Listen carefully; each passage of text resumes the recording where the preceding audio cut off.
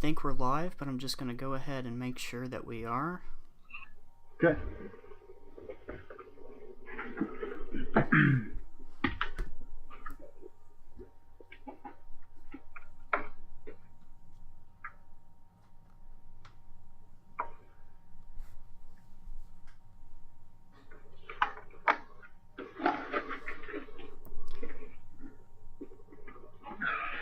I'm not seeing anything pop up on my feed yet. Okay. Let's see here.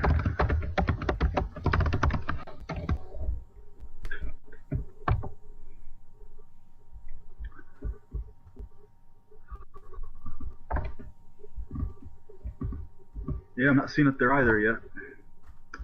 For whatever reason.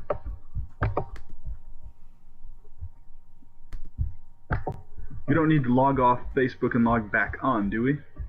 No. Okay.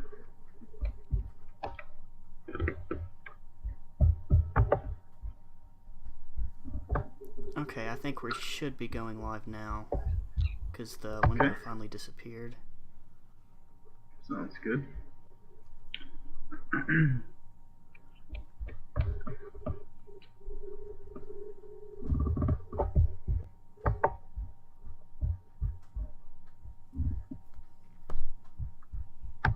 Okay, there it is. It's there now? I saw a little click link. Yep, there we are. Okay. Hare Krishna, everybody. Welcome to tonight's study of Nectar of Devotion. We're on Chapter 3 tonight, and before I get started, I just wanted to offer obeisances to First Guru. We got some echo going. Ooh, that doesn't sound good.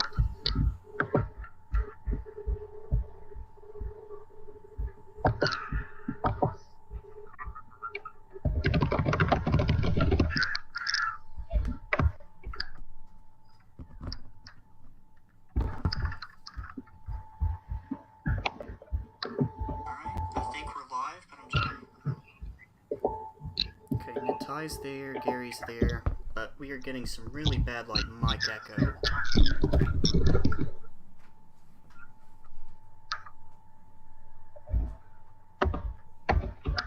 It seems to be getting better now.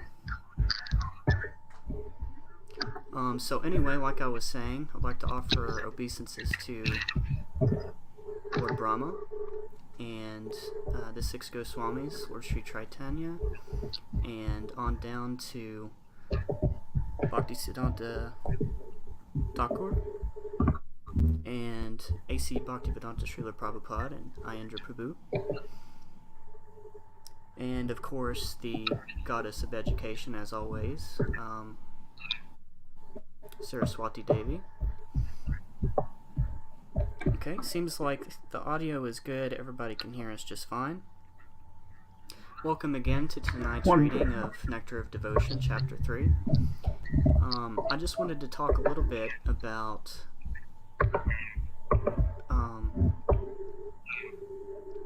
Sankirtan, and especially probably the most important Harinam Sankirtan that you can do, and that's to those people immediately around you that you deal with on an everyday basis. So I work in the technology industry, specifically retail and training, and I see these people, 40 hours a week.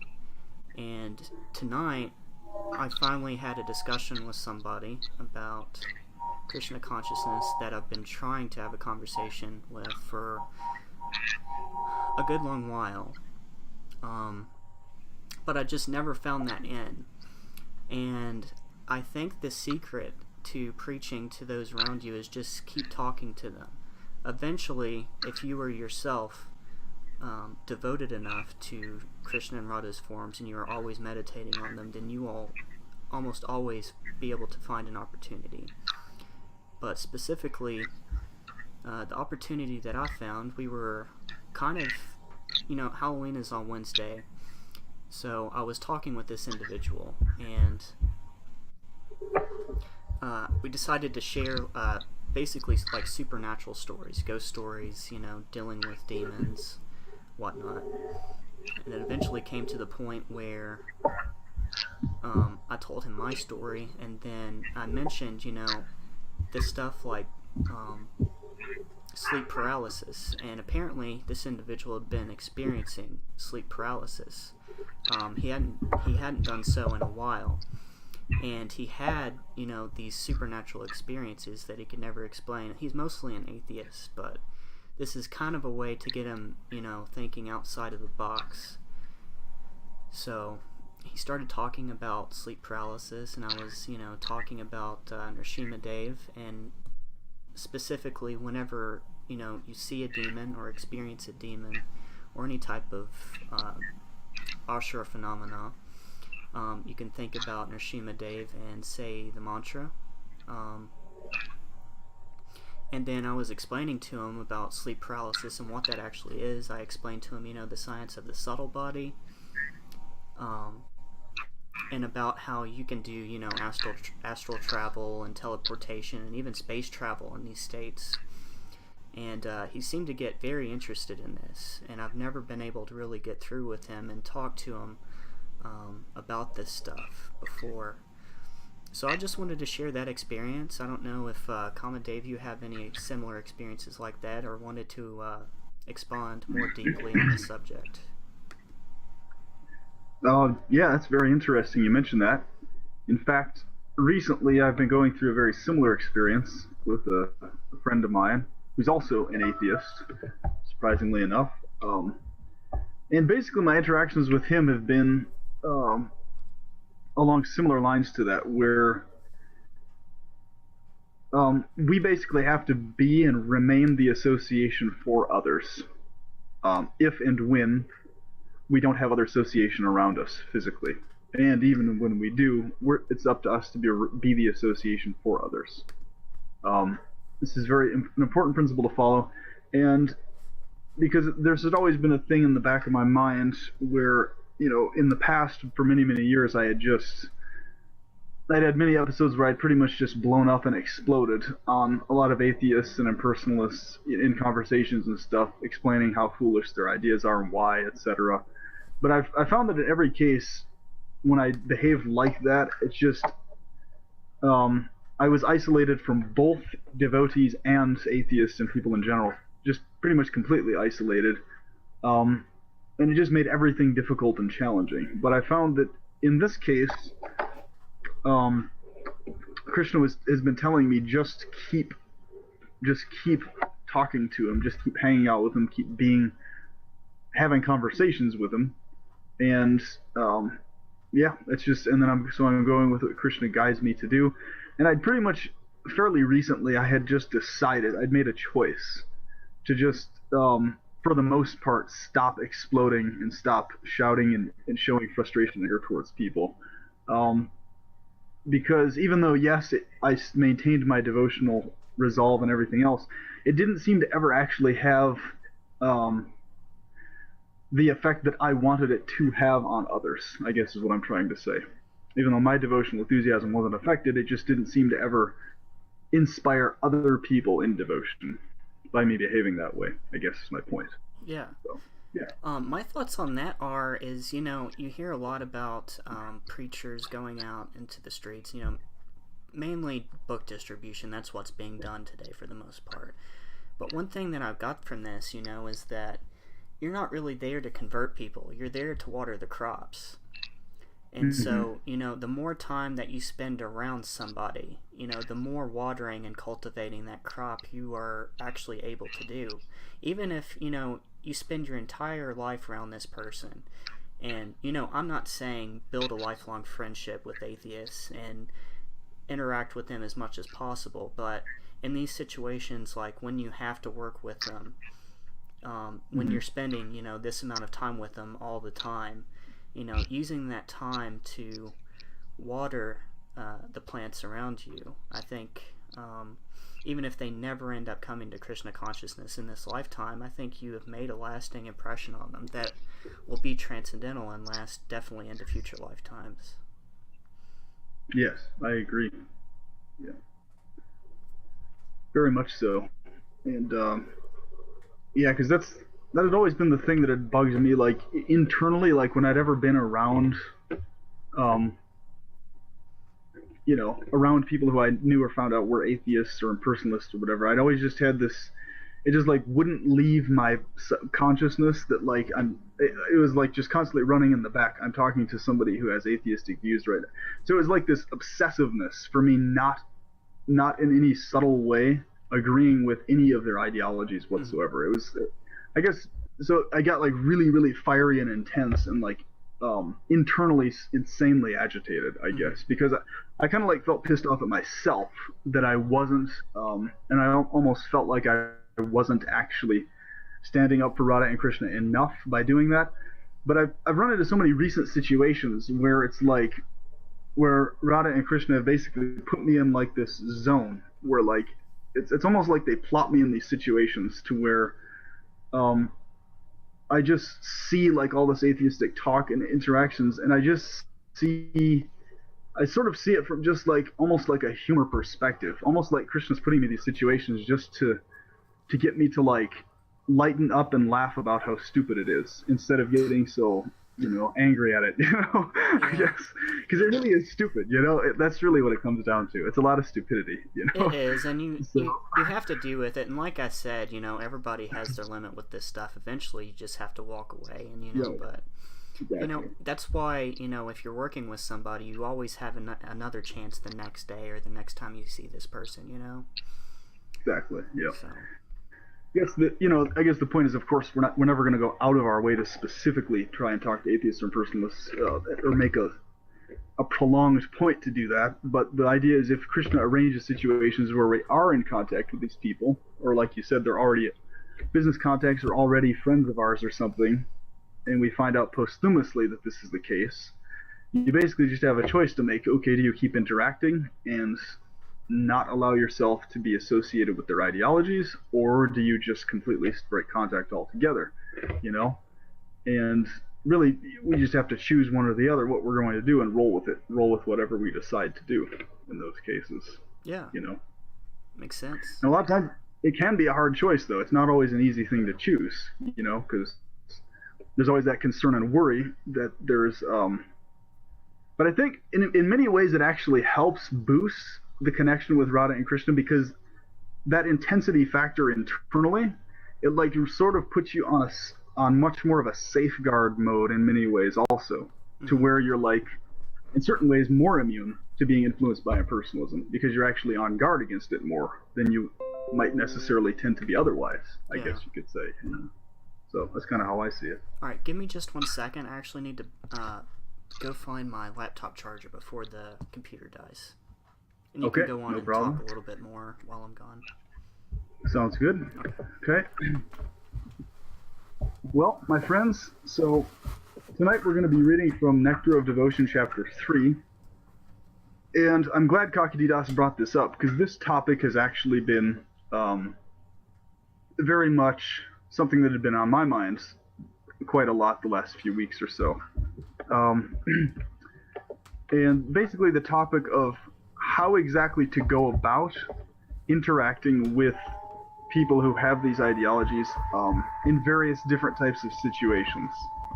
So, because in the majority of cases today and throughout history, pretty much most people who adhere to non-devotional ideologies, in most cases, they're just in more or less a state of ignorance and not knowing and not being informed, more so than in a consciousness of conscious intent to cause harm or something like that. There are some exceptions to that rule, but the point being is there's so many layers that people are buried under that you just have to really dig through to get to the person behind. And I found a lot of times,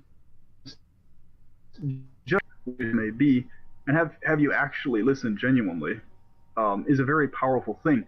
Because quite a big factor of impersonalism being spread and pushed in this world is because practically every single person on the planet feels isolated. And so that feeling of isolation and never being listened to by anybody tends to just lead to nihilistic and personalistic ideologies as kind of default tendencies, as really the only things people do conclude, in many cases, because it's like, well, nobody ever talks, because it's found that on the conditioned level, on the external conditioned consciousness level, happiness is based on, and this the perverted reflection of real relationship, it's based on loving interactions with friends, with other people, face-to-face contact, and just having some sort of community is basically the main source of happiness for the living being, even in conditional life, whether that community is a face-to-face one or an online one. The point is some form of community, some form of face-to-face friendship, with others in contact, because, we're personal beings. So, yeah. And, we'll often find that we're pretty much, a lot of times, the only people who will listen to individuals who would not otherwise have anybody that would ever listen to them in most cases. Mm-hmm. And a lot of that has to do with the fact that we're looking at who they are beyond the body and mind, whereas other people aren't doing that. And that's a big deal. Yeah. To that inclination to actually listen, I guess I should say. So. Mm-hmm. All right, cool. This is a neat little topic to discuss. Yeah. If you don't have anything else to add, I guess we can go ahead and start reading. Yep, that's about it there. Okay. So, man, how long has it been since we did this? It's been 3 months, 4 months? Too long, man. Yeah. Yep, it's been a while. Yep. So this is chapter 3, eligibility of the candidate for accepting devotional service. So this is kind of, what we were just talking about is kind of a neat little segue topic here.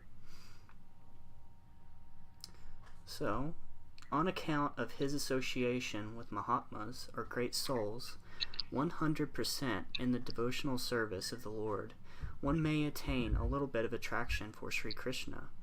But at the same time, one may remain very much attached to fruitive activities and material sense enjoyment, and not be prepared to undergo the different types of renunciation.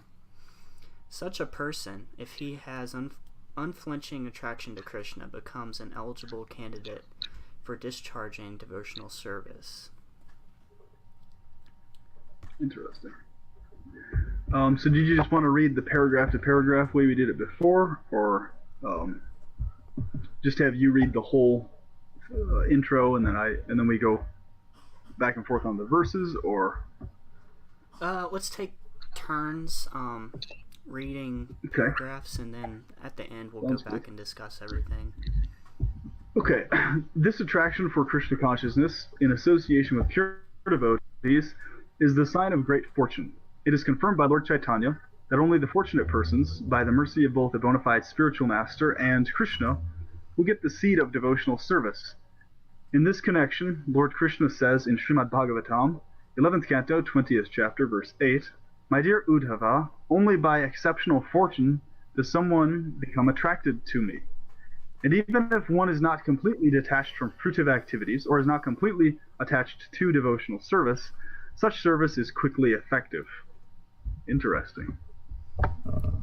Devotees may be divided into 3 classes. The devotee in the first or uppermost class is described as follows. He is very expert in the study of relevant scriptures, and he is also expert in putting forward arguments in terms of those scriptures. He can very nicely present conclusions with perfect discretion and can consider the ways of devotional service in a decisive way. He understands perfectly that the ultimate goal of life is to attain to the transcendental loving service of Krishna, and he knows that Krishna is the only object of worship and love. This first-class devotee is one who has strictly followed the rules and regulations under the training of a bona fide spiritual master, and has sincerely obeyed him in accord with revealed scriptures. Thus, being fully trained to preach and become a spiritual master himself, he is considered first class. The first-class devotee never deviates from the principles of higher authority, and he attains firm faith in the scriptures by understanding with all reason and arguments. When we speak of arguments and reason, it means arguments and reason on the basis of revealed scriptures. The first-class devotee is not interested in dry speculative methods meant for wasting time. In other words, one who has attained a mature determination in the matter of devotional service can be accepted as the first-class devotee. The second-class devotee has been defined by the following symptoms. He is not very expert in arguing on the strength of revealed scripture, but he has firm faith in the objective. The purport of this description is that the second-class devotee has firm faith in the procedure of devotional service unto Krishna, but he may sometimes fail to offer arguments and decisions on the strength of revealed scripture to an opposing party. But at the same time, he is still undaunted within himself as to his decision that Krishna is the supreme object of worship. Okay. The neophyte or third-class devotee is one whose faith is not strong and who, at the same time, does not recognize the decision of the revealed scripture. The neophyte's faith can be changed by someone else with strong arguments or by an opposite decision. Unlike the second-class devotee, who also cannot put forward arguments and evidences from the scripture, but who still has all faith in the objective, the neophyte has no firm faith in the objective. Thus he is called the neophyte devotee. Further classification of the neophyte devotee is made in the Bhagavad Gita.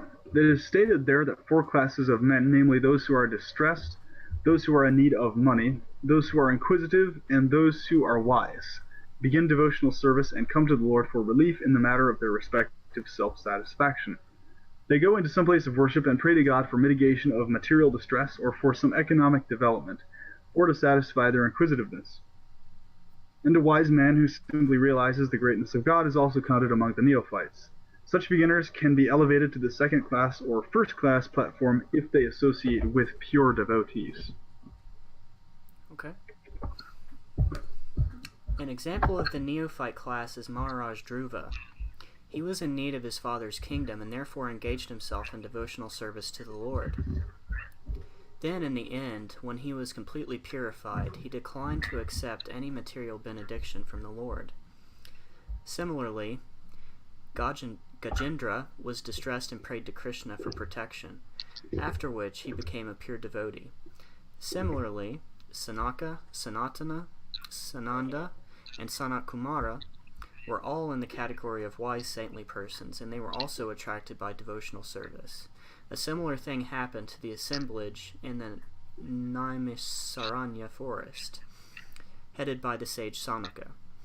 They were inquisitive and were always asking Shuta Goswami about Krishna. Thus they achieved the association of a pure devotee and became pure devotees themselves. So that is the way of elevating oneself, in whatever condition one may be.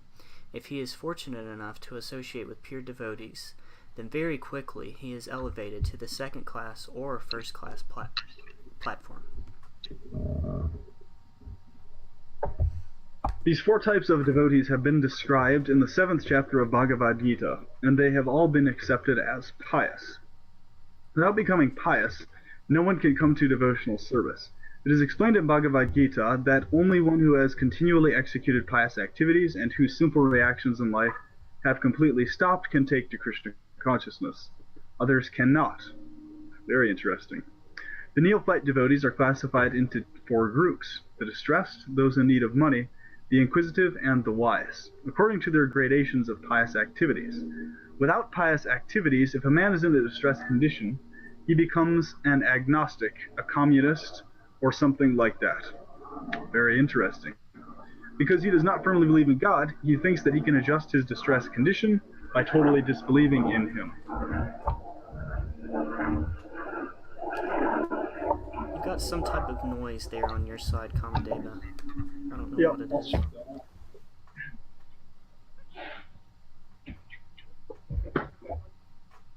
Thank you. Okay. Yes. Alright. Lord Krishna, however, has explained in the Gita that out of these 4 types of neophytes, the one who is wise is very dear to him. Because a wise man, if he is attached to Krishna, is not seeking an exchange of material benefits. A wise man who becomes attached to Krishna does not want any return from him, either in the form of relieving distress or in gaining money. This means that from the very beginning, his basic principles of attachment to Krishna is more or less love. Furthermore, due to his wisdom and study of Shastras, he can understand also that Krishna is the Supreme Personality of Godhead. It is confirmed in Bhagavad Gita that after many, many births, when one becomes actually wise, he surrenders unto Vasudeva, knowing perfectly well that Krishna, Vasudeva, is the origin and cause of all causes. Therefore, he sticks to the lotus feet of Krishna and gradually develops love for him. Although such a wise man is very dear to Krishna, the others are also accepted as very magnanimous, because even though they are distressed or in need of money, they have come to Krishna for satisfaction. Thus they are accepted as liberal, broad-minded Mahatmas. Without being elevated to the position of the Jnani, or wise man, one cannot stick to the principle of worshipping the Supreme Personality of Godhead. The less intelligent are those whose intelligence has been taken away by the spell of Maya, or attached to different demigods on account of the influence of the modes of nature. The wise man is he who has thoroughly understood that he is spirit soul and not simply a body. Because he realizes that he is spirit and Krishna is the supreme spirit, he knows that his intimate relationship should be with Krishna, not with his body. The distressed man and the man in want of money are in the material concept of life, because distress and need of money are both in relationship with this body. One who is inquisitive may be a little above the distressed, and the man in need of money, but he is still on the material platform.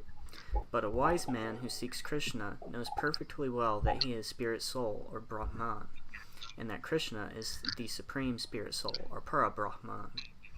He knows that the spirit soul, being subordinate and infinite, should always dovetail himself with the infinite and supreme soul Krishna. That is the relationship of the wise man with Krishna. It can be concluded that a person who is freed from the bodily concept of life is an eligible candidate for pure devotional service. It is also confirmed in the Bhagavad Gita that after Brahman realization, when one is freed from material anxieties and can see every living entity on an equal level, he is eligible to enter into devotional service. As stated before, there are three kinds of happiness: material, spiritual, and devotional. Devotional service and the happiness due to its execution are not possible as long as one is materially affected. If someone has desire for material enjoyment or for becoming one with the Supreme, these are both considered material concepts. Because the impersonalists cannot appreciate the spiritual happiness of association and the exchange of loving affairs with the Supreme Personality of Godhead, their ultimate goal is to become one with the Lord. This concept is simply an extension of the material idea. In the material world, everyone is trying to be the topmost headman among all of his fellow men or neighbors. Either communally, socially, or nationally, everyone is competing to be greater than all others in the material concept of life. This greatness can be extended to the unlimited, so that one actually wants to become one with the greatest of all, the Supreme Lord. This is also a material concept, although maybe a little more advanced.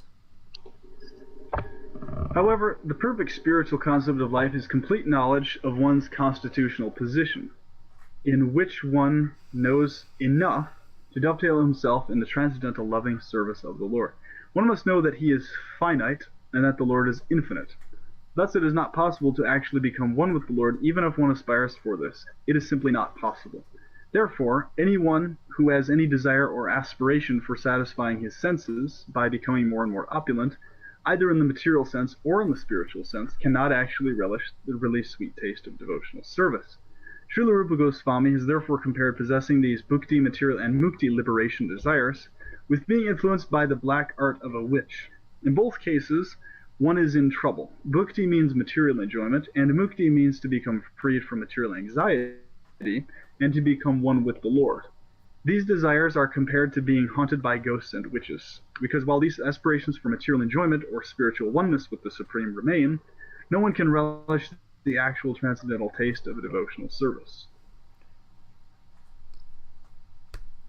A pure devotee never cares for liberation. Lord Chaitanya Mahaprabhu prayed to Krishna, "My dear son of Nanda, I do not want any material happiness in the shape of many followers, nor immense opulence and wealth, nor any beautiful wife. Nor do I want cessation from material existence. I may take birth many times, one after another, but what I pray from you is that my devotion unto you may always remain unflinching. The attention of a pure devotee is so much attracted to the glorification of Lord's pastimes, name, qualities, forms, etc., that the devotee does not care for mukti. Sri Bilvamangala Thakura has said, "If I am engaged in devotional service unto you, my dear Lord, then very easily I can perceive your presence everywhere. And as far as liberation is concerned, I think liberation stands at my door with folded hands, waiting to serve me. To pure devotees, therefore, liberation and spiritual emancipation are not very important things." In this connection, in the third canto of Srimad Bhagavatam, chapter 25, verse 36, Kamadeva has advised his mother Devahuti as follows: "My dear mother, my pure devotees are charmed by seeing my different forms, the beauty of my face, the structure of my body, so enchanting. My laughing, my pastimes, and my glance appear to them so beautiful that their minds are always absorbed in the thoughts of me, and their lives are dedicated fully unto me. Although such people do not desire any kind of liberation, or any kind of material happiness, still I give them a place among my associates in the supreme abode." This evidence from Srimad Bhagavatam gives assurance to the pure devotee of being elevated to association with the Supreme Personality of Godhead. Srila Rupa Goswami remarks in this connection that one who is actually attracted by the beauty of the lotus feet of Sri Krishna or his service, and whose heart by such attraction is always full with transcendental bliss, will naturally never aspire after the liberation which is so valuable to the impersonalists.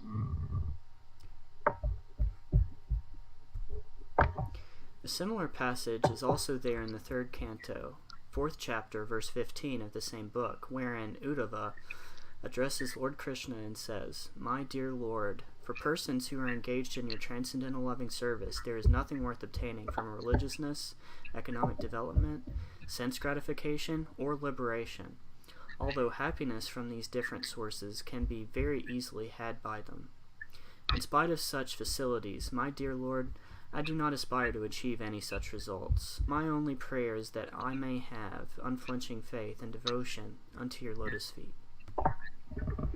A similar passage appears in the third canto, 25th chapter, verse 34, wherein Kamadeva instructs his mother and says, "My dear mother, devotees whose hearts are always filled in the service of my lotus feet, and who are prepared to do anything for my satisfaction, especially those fortunate devotees who assemble together to understand my qualities, pastimes, and form, and thus glorify me congregationally, and derive transcendental pleasure therefrom, never desire to become one with me.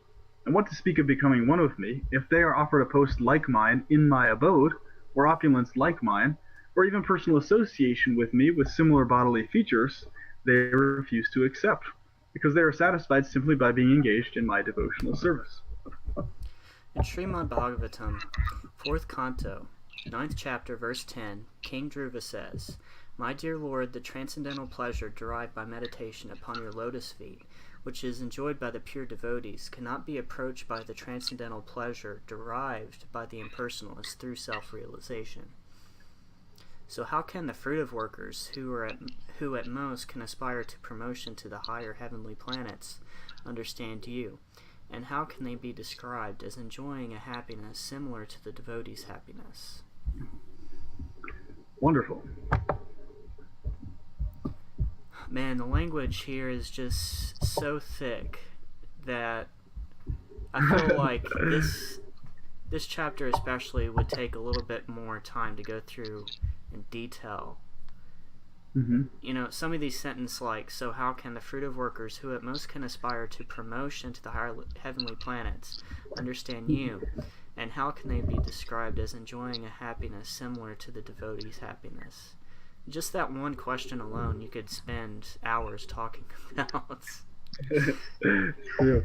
Well, I definitely have a lot of cool things that I noticed that I would like to talk about, from the first paragraph onwards. Yeah. A lot of really good, amazing stuff. So,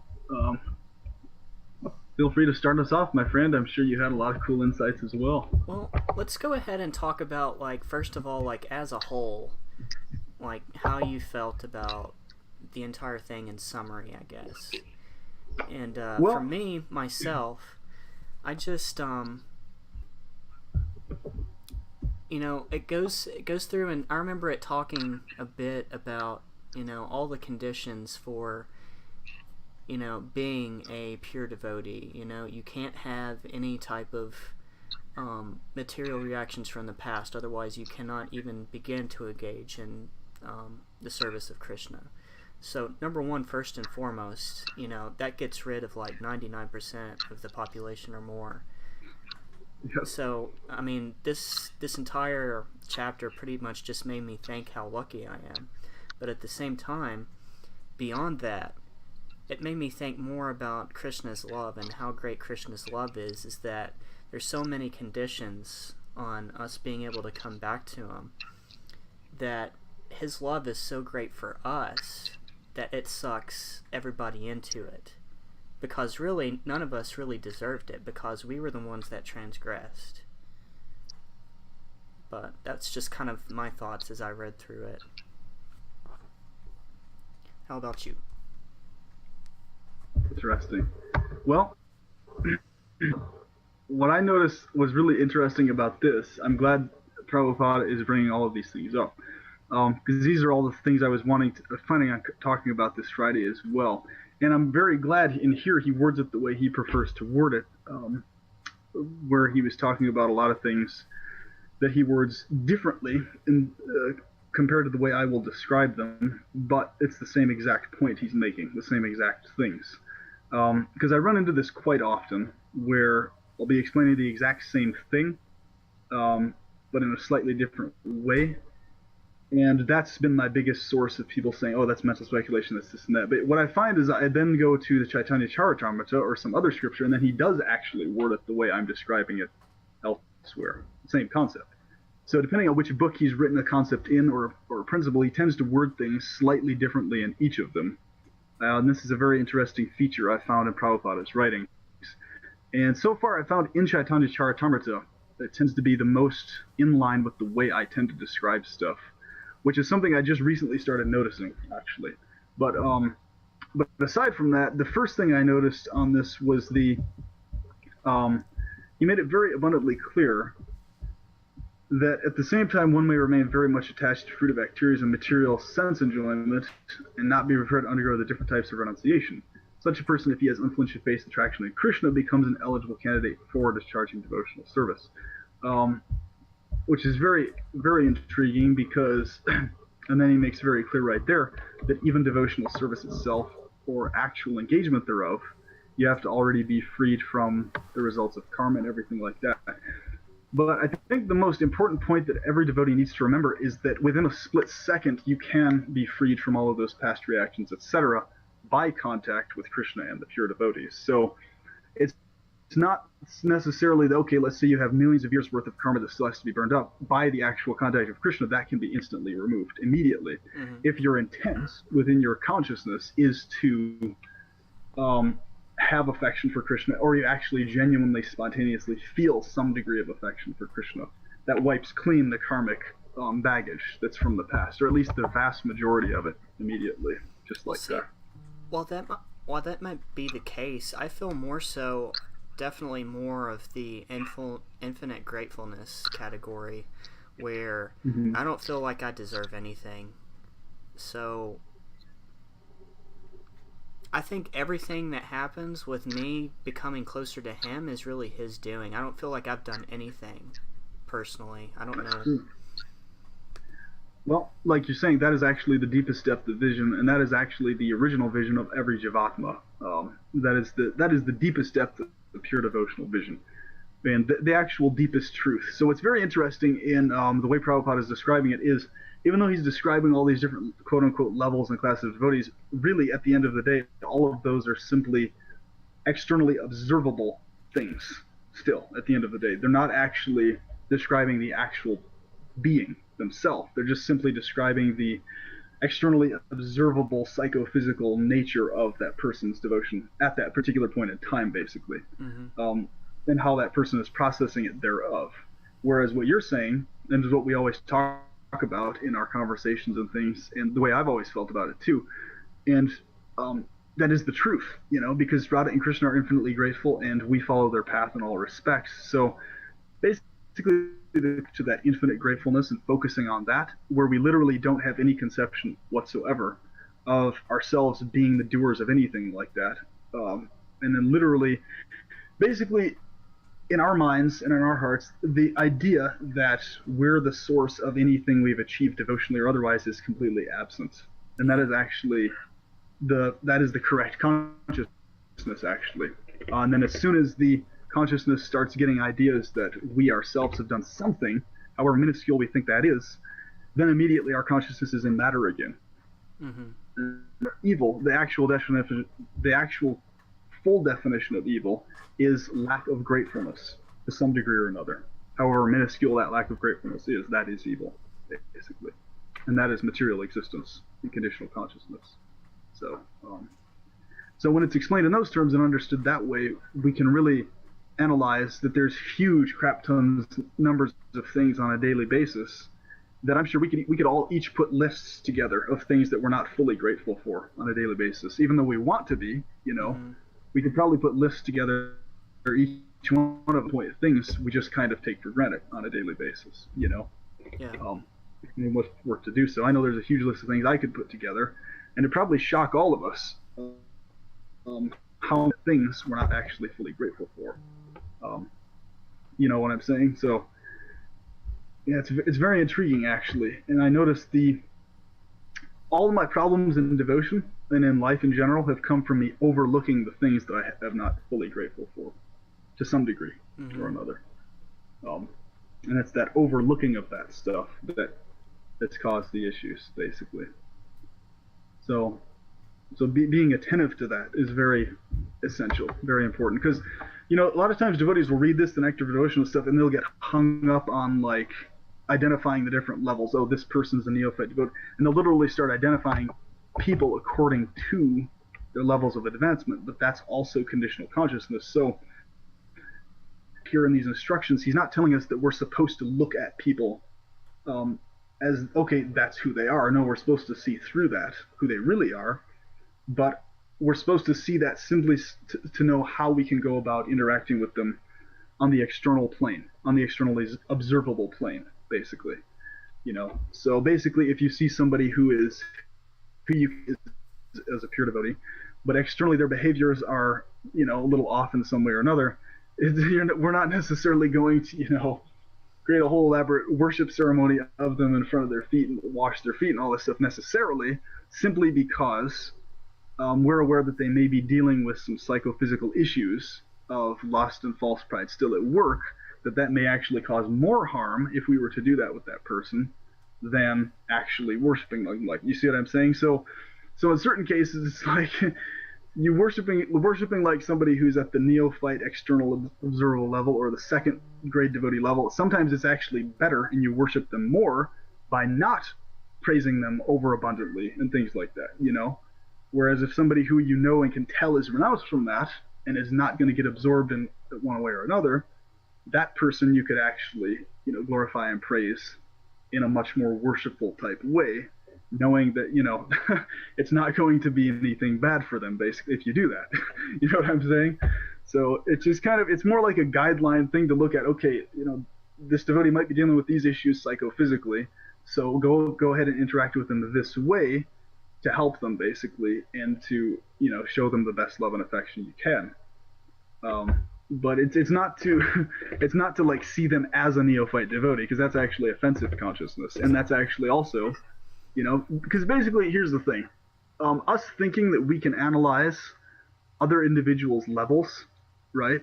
Like, that's also an aspect of us lacking gratefulness towards those individuals. So basically, if we're looking at somebody and we're like, that's why I always tell people with all this stuff, all this information stuff, it's basically just it's basically just something you look at as almost from like a matter of fact level, consciousness, but you don't actually identify with any of the things or get absorbed in it. You remain grateful to the person for who they are,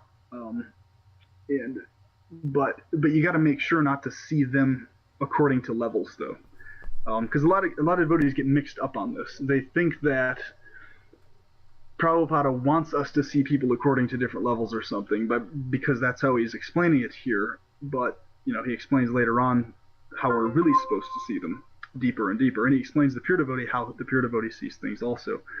And once again, that affection, that pure affection towards Krishna, is only present when the gratefulness is there. Also, you have to have the gratefulness in place to feel the affection towards Krishna, towards Sri Radha, etc. Because they really go hand in hand. If the gratefulness isn't there, the affection's not going to be there either. So,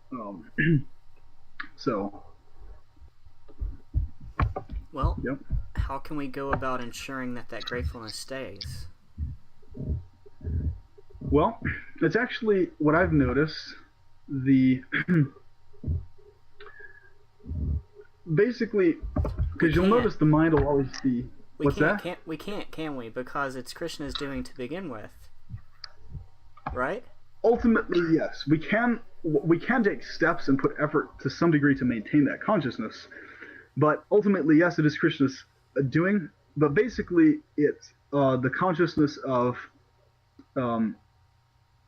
basically checking our minds. What we can do is check our mind from starting to look at things in terms of levels, and instead look at things in terms of infinite value. Okay, so this individual I'm talking to is infinitely valuable and important, and genuinely feeling that towards them, and knowing that's true. And then the other person you're talking to, seeing them as infinitely important, that consciousness. So basically, always checking your mind when any type of hierarchical conceptualization of things starts to creep in. And we also have to make sure that we don't allow that hierarchical vision to creep into how we perceive Krishna, our relationship with him either, even on a subconscious level.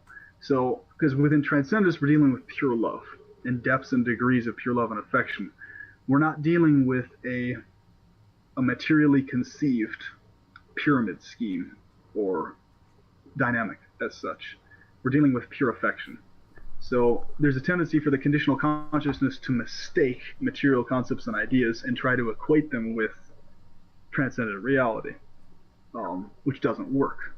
But you'll notice those conceptions come in when the second we stop valuing other living beings fully and genuinely so. So Krishna will put us into situations to strengthen that internal vision, where externally the interaction will be difficult. The person may yell at us or shout at us or show anger or start getting physically aggressive or violent. And that's simply to strengthen ever more us transcending that externalized consciousness thereof. So Yes. being able to maintain that consciousness in the midst of whatever we have to do physically or otherwise, So, and like I was talking about, it's really what you feel out, what you need to do in every situation. You know what I mean?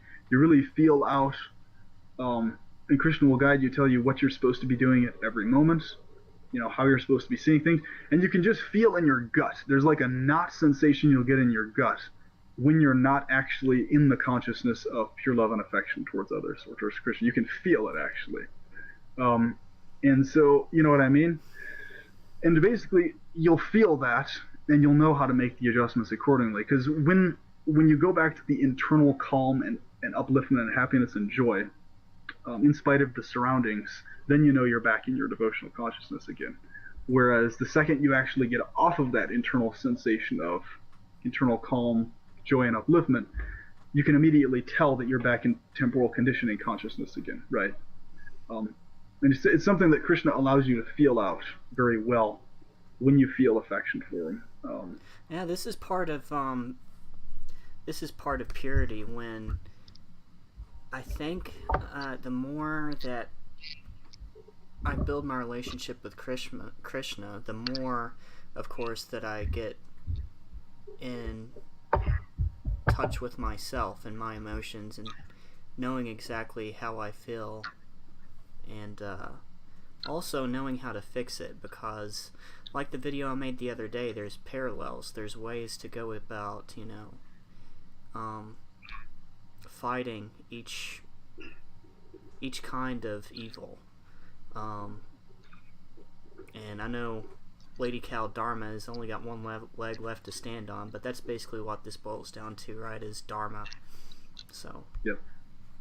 Charity, exactly. One leg you have left to stand on is charity, and the so really, and Chaitanya explains that as very well, that the actual charity towards others is unconditionally giving them pure love of Radha and Krishna. By how do you do that? Well, you feel unconditional love towards them. That's how you give them pure love of Radha and Krishna.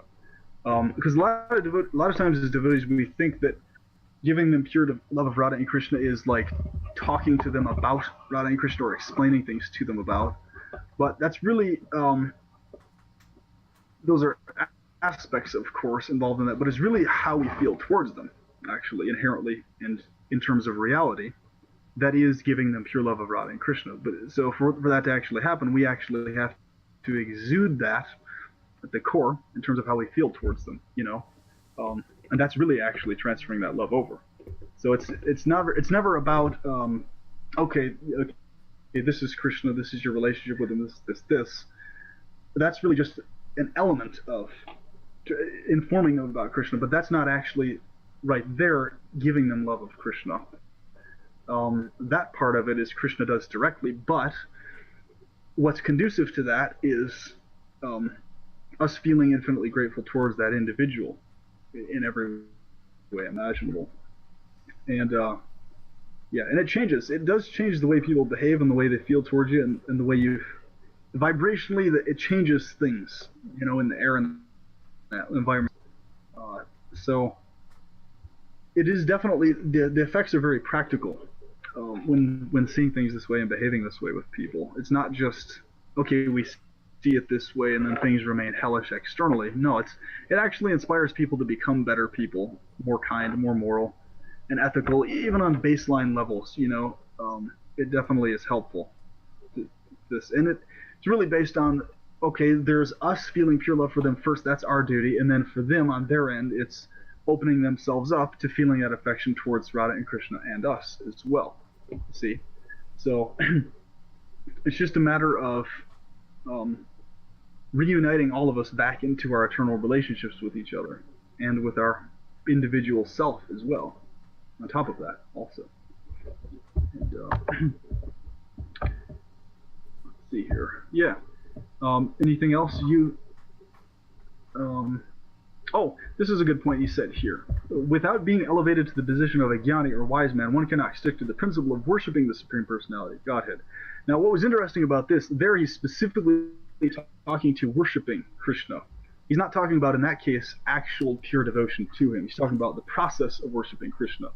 So one may not even actually stick to the process of worshiping Krishna, but they may actually still maintain pure devotion to him, in spite of not necessarily continuing to quote-unquote worship him. So in principle, they actually are worshiping him. The process is purely loving and affectionate. It's not necessarily worshipful in nature, I guess is what I'm trying to say. So because when love is pure and affectionate, it's pure and affectionate. It's not worshipful love. It's like it's intimate, basically.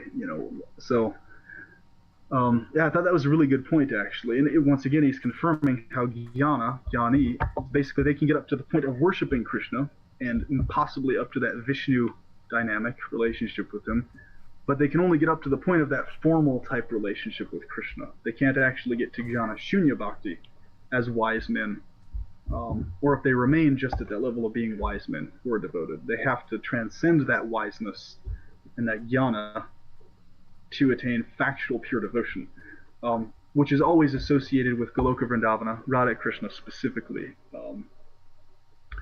basically. So, in other words, devotion to Vishnu is always referred to as a figuratively pure term, whereas pure is literally referring to devotion to Radha and Krishna, where it's basically figuratively referring to devotion to in the transcendentally conditioned dynamic with Vishnu, if that is how one got into that relationship. So yes, you can have pure devotion there, but it's basically pure devotion still mixed in with jnana to some degree or another. Knowledge of the Lord's opulences, his position, consciousness thereof, etc. So basically one can technically get to that type of relationship with Krishna by maintaining all of these structural views towards things. Okay, I'm your servant down here, you're God up here. That consciousness can get you to a transcendently conditioned relationship with Krishna, which will get you to the spiritual world. But, and like in the case of Jaya and Vijaya, how they were cursed to take birth as demons and then get brought back into their Goloka relationship, that will eventually happen also, because Krishna's ultimate focus is to bring us all into the Goloka relationship with him, and into relationship with him as Lord Chaitanya in Shvetadvipa also. So you'll see it even in those cases of like Jaya and Vijaya, his associate Vaikuntha, he'll arrange that those go through experiences to bring them to their deeper relationship with him. And that's what the real purpose of those things is. Quite fascinating, you know. Right. The real reason he actually arranged all that, you know. And yeah. So did you have anything else? Yeah, you know, he did put quite a bit of stress here towards the middle of the chapter about association with pure devotees. Anything you wanted to say on that? Well, that's a very good point, because as we know in the current world situation now, really our only association with pure devotees is with number one Sri Radha directly in our daily prayers, devotions, and chanting, and with Balarama, Krishna's direct expansion.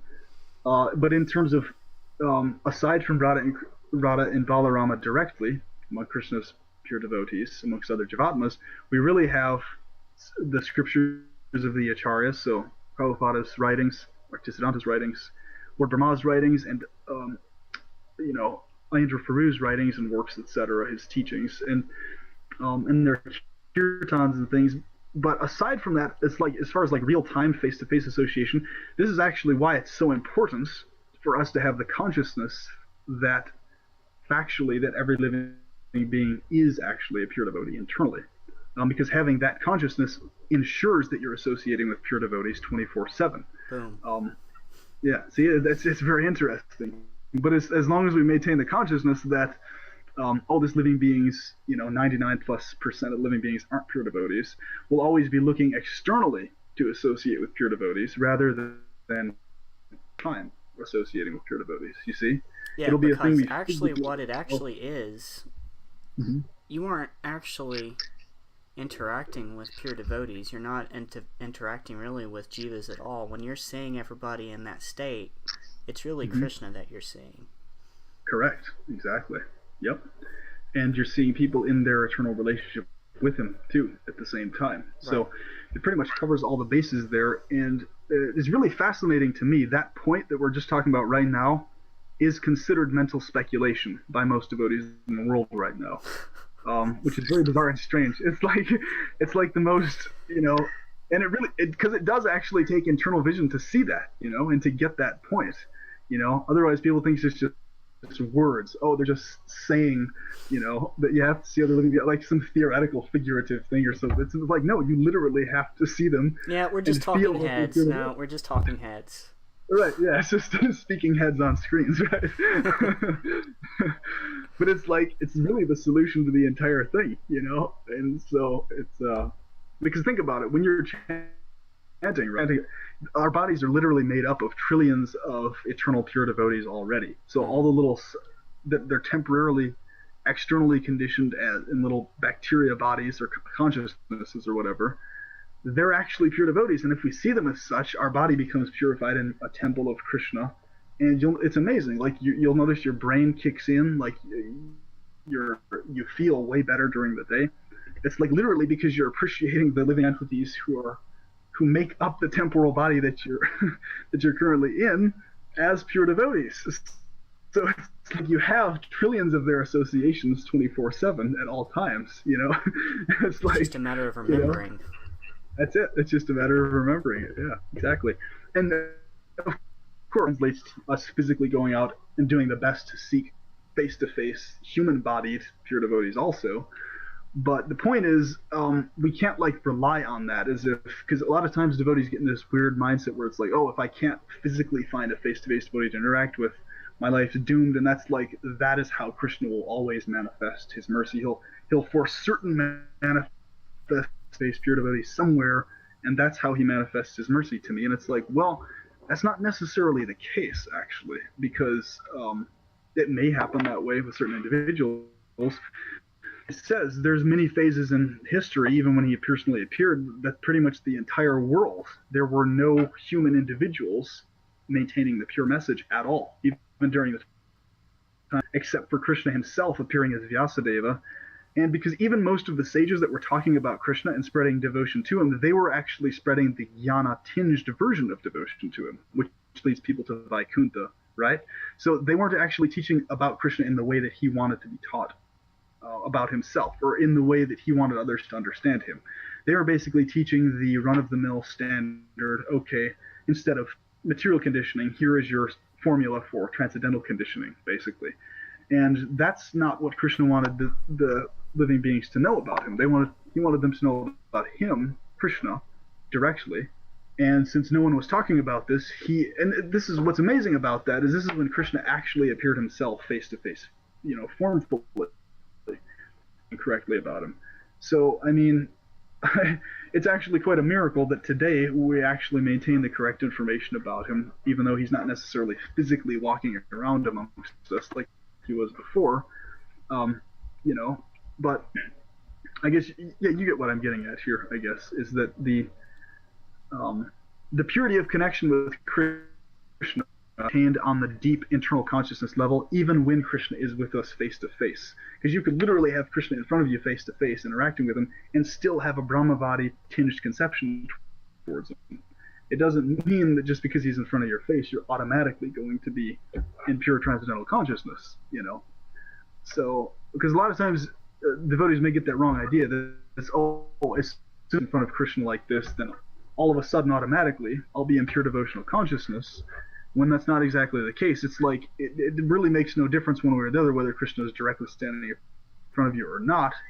It's up to you, the individual, eternally, to be in pure devotional consciousness, because like he could appear in front of us right now as we're speaking, and it would still be on us to be in that pure consciousness, in the sense of doing our part, whereas he would be the one actually being the doer, purifying our consciousness. But basically, I guess the main thing is we actually have to go along with what he's doing in terms of his giving us pure love and affection, and that's really what surrender is. Surrender is not some weird thing where it's like, oh, I just got to get down on the ground and bow and do all the observable stuff. It's more like those are kind of like side effects that you do when you're surrendered. You just are inclined to do those things. But it's more, the actual surrendering is letting Krishna actually give you that pure affection towards him and allowing that to flow through you, It's basically just letting Krishna be himself, letting him spread this pure affection, and just letting it into your heart and into your consciousness, open the heart, open your heart, like Sri Radha always says. And what stops the heart from opening like that is that obsession with the need for information. That's really what does it. That's what shuts off the heart from being open to Krishna directly. His formfulness is, because like we talked about with the gopis, it's an amazing thing. It's amazing how so many things get overlooked like this, that are like the most significant things in devotional service. Like the gopis, when they berate Lord Brahma for giving them eyes that blink, they're literally emphasizing strongly, hey, this is a problem because we're not able to see the form of Krishna. And that's specifically what they're chastising Brahma for, right? Whereas they're not chastising for anything else. Okay, we can't hear Krishna, we can't smell, we can't. No, it's specifically not being able to see him constantly is what they're chastising him about. It has nothing to do with anything else there. It's just his form specifically is what they're talking about in that case. So,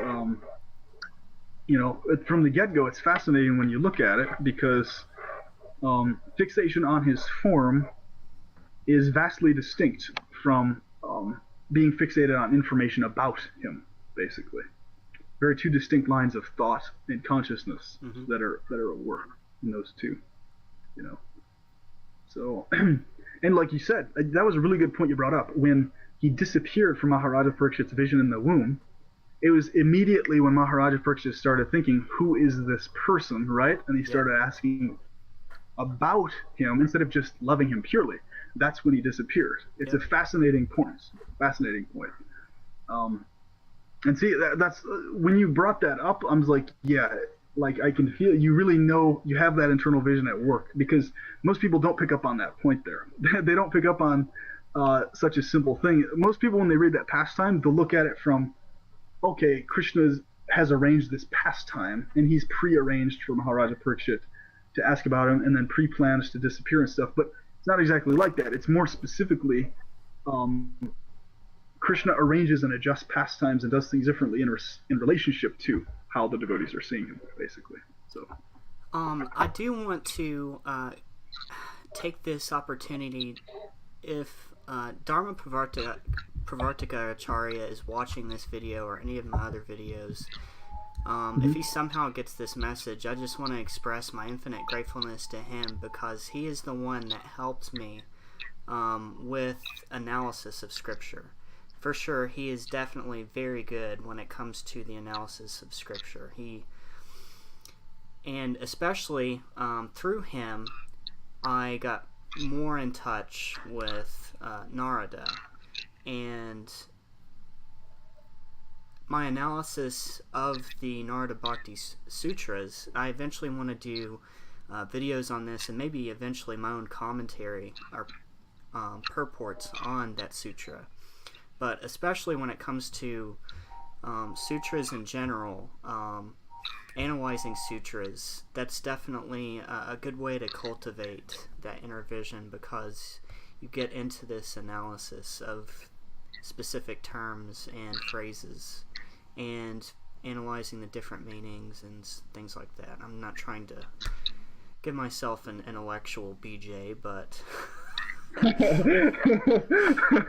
just wanted to be thankful to Dharma Pravartika Acharya for helping me with that, and that's one thing that I definitely did cultivate when I was talking to him. So wonderful, wonderful. Yeah, I'm very happy. All this stuff, I was very happy with what he was presenting and stuff, and he's definitely helping Christian devotees worldwide at large. And it drove me crazy that I had to speak against certain points and stuff. I hate having to do that when I know someone is a pure devotee internally, which I know he is, and can feel it in spite of everything else externally. Yeah, it's really challenging, because it just ate me alive inside. It really did, having to speak against those points. I'm just like, in spite of somebody being a pure devotee, and that's what Krishna emphasizes in the Battle of Kurukshetra. Arjuna literally had to fight and kill other pure devotees on the battlefield.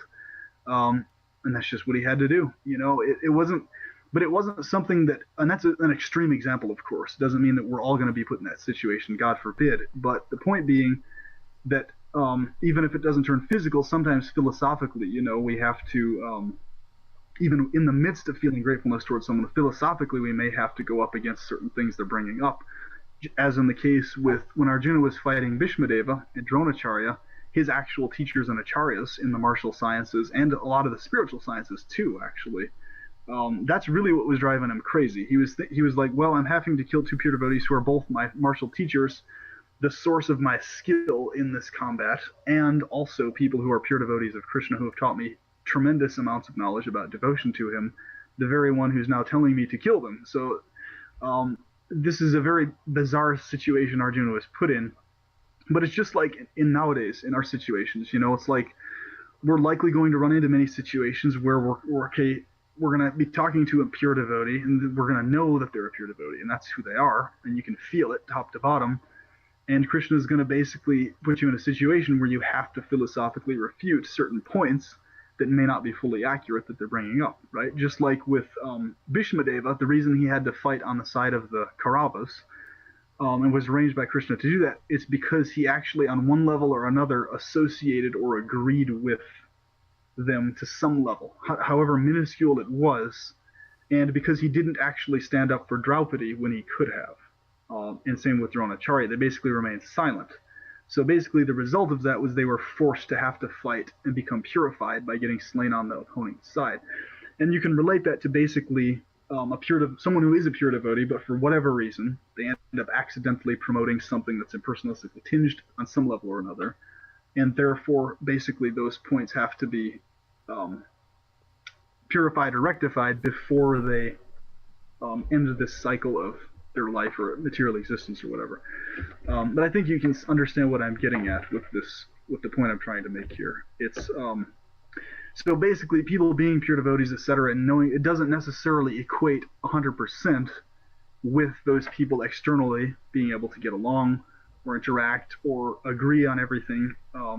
In many cases, it may involve them having to go to combat with each other, either philosophically on certain points or physically, God forbid, in certain extreme cases. But the point, because a lot of times people have this idea or assumption in the brain, a lot of times, that when someone's a pure devotee, that automatically means that if two people are pure devotees, that automatically means they will get along more or less.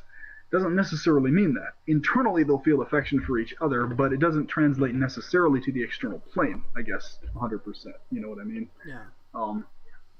Basically. So, because that's the thing I notice a lot of people get hung up on, and that's just caused a lot of division in Krishna consciousness, where people they literally identify people. Okay, this is a pure devotee. So therefore, if you don't behave this and this way with this person, you're automatically an offender in all these ways. And and then the other side, if you don't behave this way with this person, you're an offender on that end or something. But it's not so much one side or the other being offenders or not offenders. It's more so, okay, what is actually going on the internal plane that's spilling over into the external plane, basically here. Because those quarrels and those conflicts and fights, philosophically disagreements, those continue on up into Goloka also. So disagreement between living beings doesn't stop when we transcend and make it back to paradise. They continue. They're simply of the pure nature, the nature of the pure affectionate nature. Always an important point. Yeah, very important point. I just wanted to mention, Gary had a comment up above. I don't know if you had the chat pulled up or anything, but he said, what I got from this, and this may seem simplistic, is that the true object of love, especially of Krishna, is not oneness, but rather to be in constant service and devotion to the beloved. Beautiful. Yeah. Yep. Very, very well said, my friend. That really is the essence, and that's the key, to the beloved. That's the key. So Krishna being the beloved as the impetus for the service and devotion, and not the other way around, basically. Because a lot of times we may get into the mindset of, okay, I have to serve and do this to love Krishna, but it's actually the opposite. You have to just love Krishna right then and there, real time, boom. Then you become inclined to serve and do all these other things, and go through the process of devotion service. It's not where, okay, I go through the process of devotional service and that's how I develop love for Krishna. It's like, no, the love's already there. You just have to access that love and affection. Boom, then you actually do the service and are engaged in devotional service. And what was really interesting too about how the pure devotees, they're not worried about liberation. So in other words, they're not worried about going to Goloka and face to face having contact with Krishna, because they understand all these principles we're talking about inherently, that okay, they understand that even if Krishna is face to face with me, even if I'm walking around in Vrindavana and stuff, if my consciousness isn't purely affectionate towards Krishna, infinitely grateful towards him, I'm still not even going to appreciate Krishna even there. So the idea is their mindset is, let me eternally cultivate this infinite gratefulness towards Krishna more and more at every moment, and that is actually real Goloka Vrindavana. Exactly.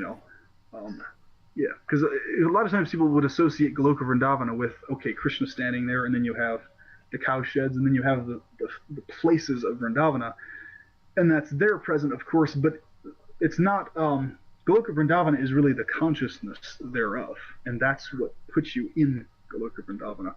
So it's and the pure devotees only understand that fully inherently. Most other people look at it from the perspective of, okay, I go from here entrapped in a body, and then I go to Goloka at the end, basically. And that's basically what Krishna is talking about. That's more or less the liberation idea, attaining a form with Krishna, being with Krishna. And so Krishna makes it clear that that happens, yes. But the ones who actually obtain that are the ones who don't specifically, or I should say the ones who obtain the pure devotional version of that are the ones who don't, have that consciousness thereof towards it, basically. Seeing it real time, Goloka real time, basically. So basically, Super Mario needs to realize that he's already rescued the princess. Right. Exactly. That's pretty much it, in essence. Yeah. Yeah. I think you mentioned after there's a little echo on your side. I'm not sure where it's Okay. coming from. Is it still there? Testing, testing. Yep, still Testing. 1, 2, 3. Okay. Um, 1, 2, 3. 1, 2, 3, 4, 5. Is it still echoing? 5, 4, 3, 2, 1. 5, 4, 3, 2, 1. Hare Krishna. It's there on your side because I can hear my voice echo. You can hear your voice echo. Okay. Well, I'm hearing your voice pretty clear on my end. So I'm not sure exactly what you're hearing, but it sounds pretty clear to me. It doesn't really sound like an echo coming from your voice. Okay. Yep. So you mentioned that the part without pious activities, if a man is in a distressed condition, he becomes an agnostic, a communist, or something like that. Because he does not firmly believe in God, he thinks he can adjust his distressed condition by totally disbelieving in him. You mentioned that was really interesting. Yeah, I thought that was really interesting because that's really the topic I've been on the last couple weeks or so. That's really specifically been in my mind. How to answer certain questions that are super deep, that are the deepest questions that will satisfy specifically the devotees asking them. Because what I've noticed is there's certain questions related to that topic right there. I'm trying to find which paragraph was that specifically. Let's see. It's towards the middle, but the paragraph starts with these 4 types of devotees. Yes, okay, there we go. Yeah. And without pious activities, if a man is in a distressed condition, he becomes an agnostic, a communist, or something like that. Because he does not firmly believe in God, he thinks that he can adjust his distressed condition by totally disbelieving in him. Now, it's interesting that he associates agnostics with totally disbelieving in Krishna. This is an interesting point here, actually, because agnostics will try to pass off that they're not sure, but you find in the most cases, with most agnostics, it's actually the case where they're actually worshiping and glorifying their intellects and their skepticism itself as supreme, as superior to any of the topics discussed. So, in essence, what they run into is basically they're making it seem in most cases as they're open to devotion, but really, in essence, when you get deep enough conversations with them, they make it clear that they're really actually focused on glorifying their intellect and justifying it, continuing to glorify their own intellect, their own skepticism, as what they see as the superior principle. And so when you bring this up to them, it usually, the ones who are smart amongst agnostics, it registers to them and it starts getting them thinking deeper. But in most cases, that point never actually fully registers to them. Either they fully admit that they see their intellect as such and their skepticism as such as a superior principle, or they acknowledge that, wow, I'm actually kind of really foolishly going about this in the way I'm processing things. So I guess what I noticed with that is there's certain questions that both devotees ask and atheists ask. So I guess questions that are very deep that have good answers, but are in practically most cases never answered in a way that I even find satisfying. And I've mentioned this many times before, that with internal vision, you can get like what the acharyas are getting at the core, and you understand what they're talking about. Whereas if someone is lacking that baseline internal vision, they'll be reading the words the acharyas are saying about a topic, but they won't like be getting what they're talking about inherently. But I noticed, like, because I've run into this many times on Prabhupada's purports, some of Bhaktisiddhanta's purports and stuff like that, where I'll be reading it and I'll literally be reading it from like, okay, I get what you're saying, but 99.9+% of people reading this are not going to be processing it the way that I am. And I've run into this so many times in so many things Prabhupada has written, where I'm just like, okay, I'll make sure to word this in this way so that this same principle you're talking about that people are misreading comes across to them in a way that actually makes sense. So the main core question that people always have, which I'm going to cover Friday in more depth, but in gist, is both devotees ask and both atheists ask this question. The question is, why specifically has Krishna created not created, why specifically has Krishna arranged that there's eternally in existence one group of living beings who have the potential to misuse their free will in a way that can hurt them physically, mentally, and otherwise, and in the illusory plane, and why is it that he created a separate group of living entities who also have free will, mind you, but he's arranged their free will to where it's always properly used, but still is free will all the same. Why didn't he just make all living entities of that first type who infinitely have that use of free will but always choose to properly use it without them potentially falling into harm physically or mentally? And so the point is, why specifically did Krishna do that? And secondarily to that, the next question is, why did Krishna feel any necessity to set it up that way?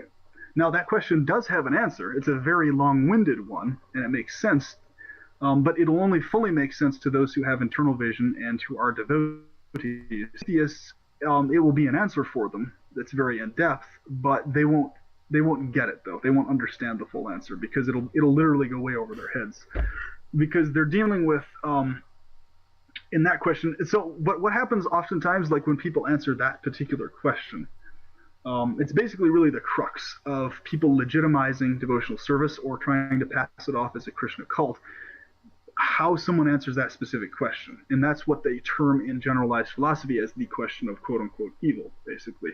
Most times what I run into and what I've seen is devotees, they won't actually answer that question. They'll just say the philosophy again. Okay, the philosophy is Krishna's the Supreme Lord. He can do whatever he wants. That's how he's arranged it, so we just have to accept it. That's how Krishna's arranged it. But they're not actually ever answering the question, though. They're just deflecting and talking about the philosophy, but not answering the question. You see what I'm saying? And what I've seen with that, and with that particular question, the devotees who ask it actually are basically guilt tripped subconsciously for asking that. And they're basically told more or less, either directly or kind of indirectly, that you're not surrendered enough because you keep pushing that question. When the reality is the devotees asking it are just wanting a good answer to it. That's all. They're not inclined towards atheism, and they won't ever have an atheistic conclusion. They just want a better answer to that question, right? And they deserve a better answer to it, you know. So I've really been wanting to answer that properly and do right by devotees in that regards. Because what's atheists have been using that particular question more than any other question to legitimize people from the outside coming to Krishna consciousness as seeing it as a Krishna cult. They're like, hey, look, they don't have a solid, sensible answer for this particular question. They just go on about the philosophy, they deflect. And I've run into Krishna devotees who are kind of more at the neophyte, quote unquote, level coming in, who, like Prabhupada says, are easily deflected by other opinions and other views. And people get misled by that a lot because they're like, oh, yeah, you're actually right. They don't have a solid answer for that question. When we actually do have a good answer. It's just they're not being given a good answer on that question, I guess is the point I'm trying to make. So right. I thought that was really good that he brought that up, because to the atheistically inclined or agnostically inclined mind, they don't understand the full scope of evil. That's the problem. They actually will never, and they can't process and grasp how lack of gratefulness is actually evil. They basically just see that, oh, that's just lack of gratefulness. That's just some minuscule little thing, when that actually is very evil.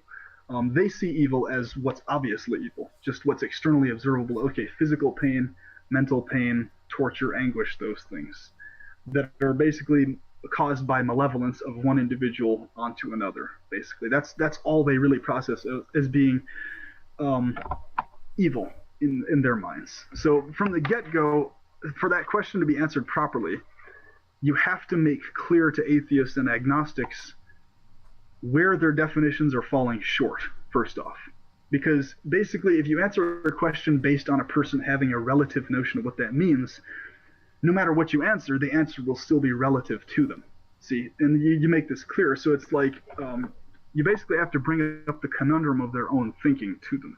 Whereas like your literal consciousness towards everything from the get-go is justifying things remaining relative in perception.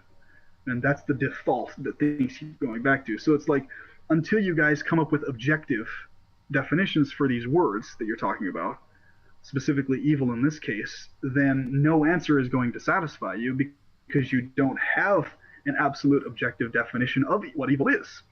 So you're just going to go around in circles in conversations, redefining evil, defining, okay, okay, I think this is evil to this point, this other guy thinks this is evil, and it's just going to be people's opinions on what evil is, but you have to really get to that objective basis of what words definitions mean in Sanskrit and what definitions are, period. Because if, as long as any conversation, even amongst devotees, remains within the relative realm, you'll never be having discussions on anything that's absolute. And that's a problem, because relativism always leads back to all-out impersonalism eventually. Yeah, and this is the point I always bring up. It's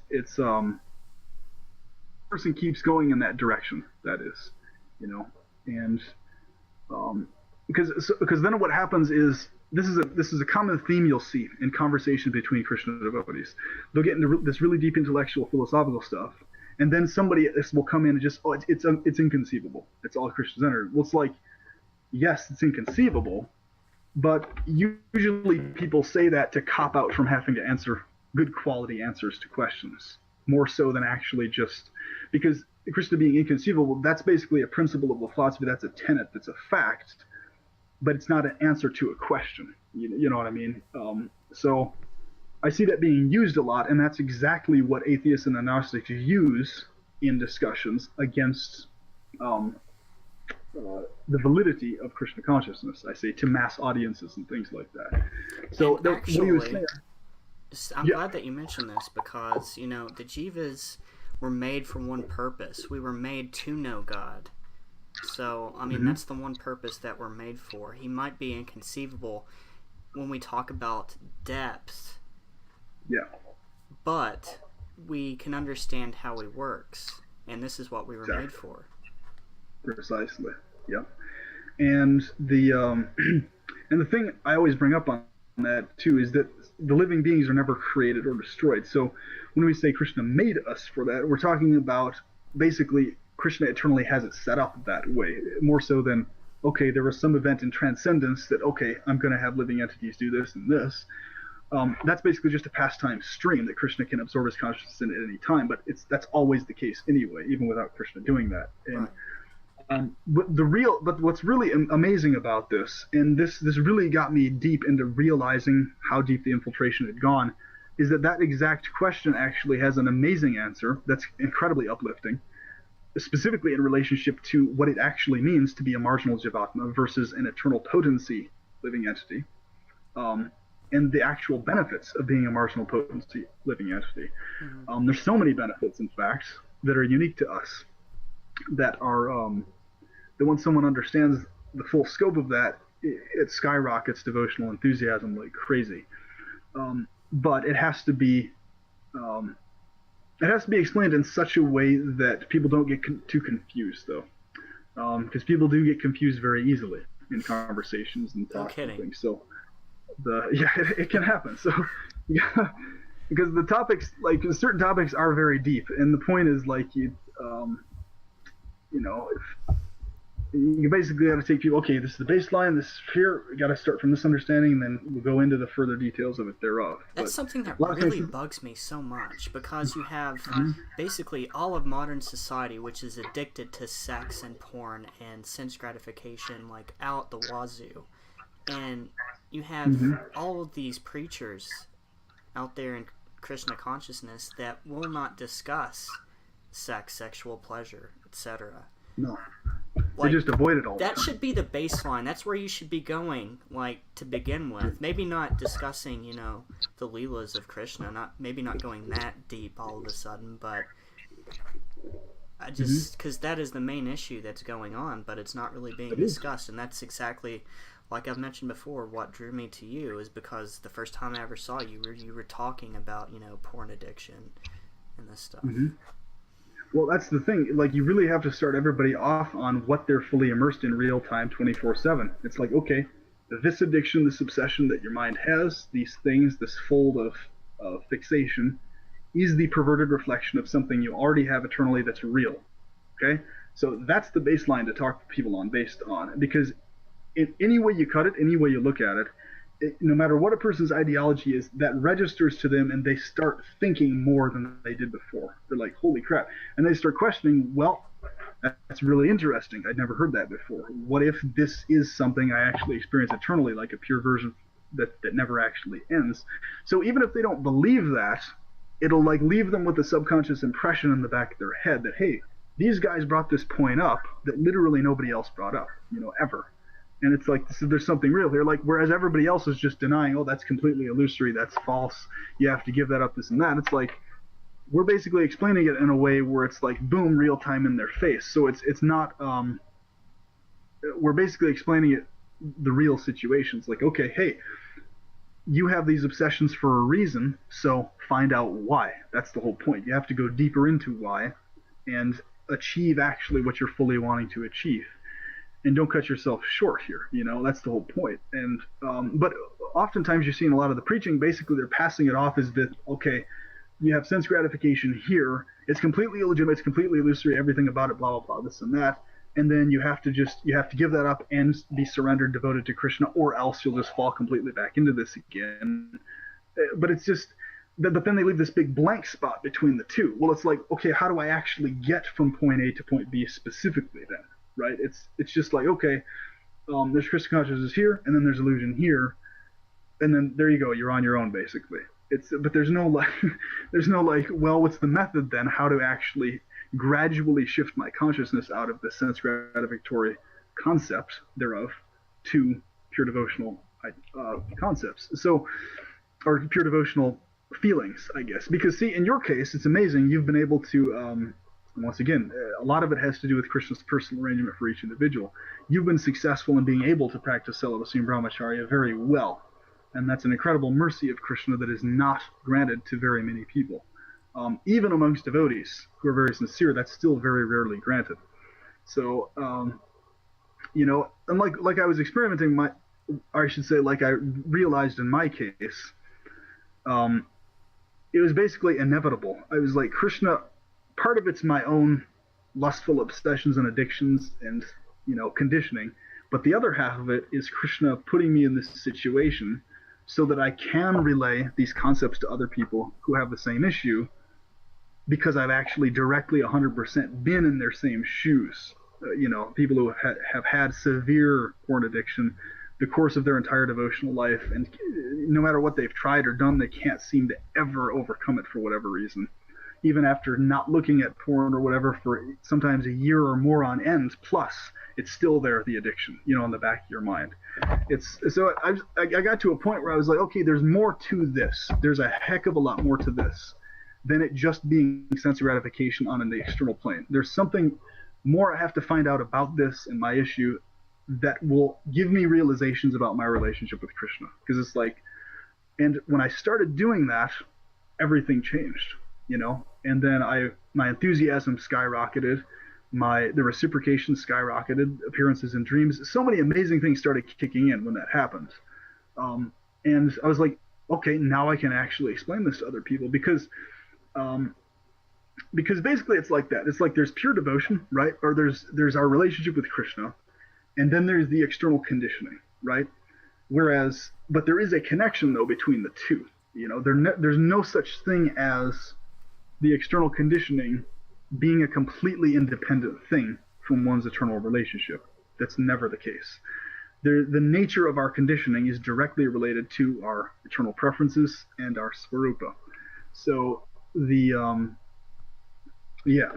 common ground addiction that living beings have in this world is sex addiction to various degrees, which is the very reason why sex addiction and or porn addiction is the most common, especially in the modern world, and the one that people feel least comfortable to talk about, because the whole world is still in this consciousness of shaming people for it. But it's like, well, once we get out of shaming and guilt tripping people for it, then we can actually make some headway and progress to getting people out of the addiction, because the point is, like, as long as somebody has a guilt trip complex about it, you can't actually overcome the addiction with guilt about it. It doesn't work. If you're, especially if you have a severe addiction, like in my case, I realized that the guilt itself was actually the very thing keeping me the most addicted, right? I had to actually transcend that guilt and take it easy on myself and take a deep breath and forgive myself to actually make progress. You see what I'm saying?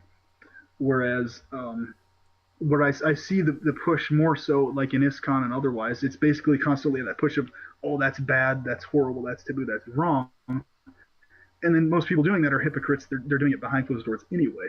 So it's like, you know, but the point is, even if they're not doing that behind closed doors and are on the way to pure devotion, purity of behavior, etc., it's something that has to be brought up to people in general because it is what people in general across the board are dealing with.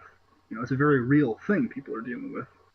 And when Prabhupada says sense gratification, he's specifically talking about sex gratification. That is what he's referring to, you know. And he says that in some of his purports, actually. He says this is interchangeable. When I said sense gratification, it means sex gratification and vice versa. So a lot of times people get this weird thing like sense gratification is just some vague generalized thing. No, it's specifically sex gratification and what branches from that. The need to eat, the need to breathe air, the need to drink water, all this other stuff. It's branched off from sex gratification. So because people wrongly look at it that, okay, sex gratification is just one element of sense gratification, when no, it's actually the basis of sense gratification in the first place. Great point. You know what I mean? So yeah. All right, so we've been going on, believe it or not, for 96 minutes. Amazing. Incredible. You looked like the Exorcist. Your head was just... No. I don't believe you. That's amazing how fast it goes, man. It's crazy. Yeah. So, I think this is going to be about it for me for tonight because I have to get up early and get my son to school and whatnot. But Sounds good.